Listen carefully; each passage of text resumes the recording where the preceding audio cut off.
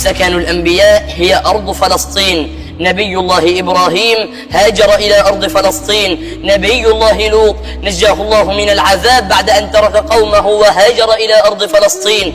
نبي الله داود عاش في أرض فلسطين وبنى محرابه في أرض فلسطين. وأما عن ولده نبي الله سليمان فإنه قد حكم العالم بأكمله من أرض فلسطين. والنملة التي تكلمت مع نبي الله سليمان كانت في قرية النمل في أرض فلسطين. نبي الله زكريا بنى محرابه في أرض فلسطين. نبي الله موسى بن عمران طلب من قومه أن يدخلوا الأرض المقدسة وهي أرض فلسطين، وسموها بالأرض المقدسة لأنها طاهرة مطهرة إلى يوم الدين. نبي الله عيسى بن مريم كانت ولادته على أرض فلسطين. السيدة مريم وهي في أشد حالات ضعف المرأة لما هزت بجذع النخلة كانت في أرض فلسطين. المسيح الدجال نهايته ستكون في أرض فلسطين. يأجوج ومأجوج ستكون نهايتهم أيضا على أرض فلسطين. أرض المحشر والمنشر إنما هي أيضا أرض فلسطين. المسجد الأقصى في أرض فلسطين. الصلاة الواحدة في المسجد الأقصى ب500 صلاة وهو أيضا في أرض فلسطين.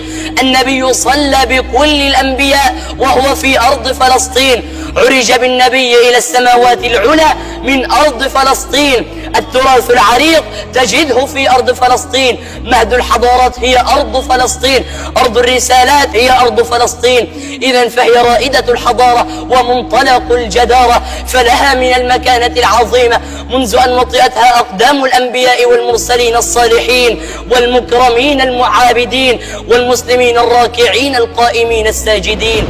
وأقول رسالة إلى كل فلسطيني: أيها الفلسطيني المعتز بتاريخك المعتز بنسبك وحسبك، إذا سألك أحد الناس وقال لك من أنت فقل له وبكل فخر: ألا وإنني من بلد الرجال، ألا وإنني من أرض فلسطين، ألا وإنني من مكان تسمع فيه صوت الأذان، ألا وإنني من أرض قد انتشر فيها الإيمان، ألا وإنني من أم قد أرضعتني لبن الحرية، وأب علمني حب فلسطين من الأبجدية.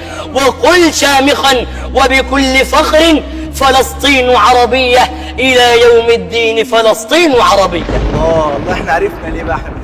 ربنا يعزك. ايه الجمال ده يا عم، ما شاء الله عليك. حبيبي ربنا كلام يعزك. جميل وفي الصميم. ربنا يعزك. عندك كام سنة يا عبد السلام؟ عندي 14 سنة. اللهم صل على النبي عليك. ربنا ربنا يبارك في عمرك يا ربنا حبيبي. يبارك ربنا يبارك في عمرك. حبيبي.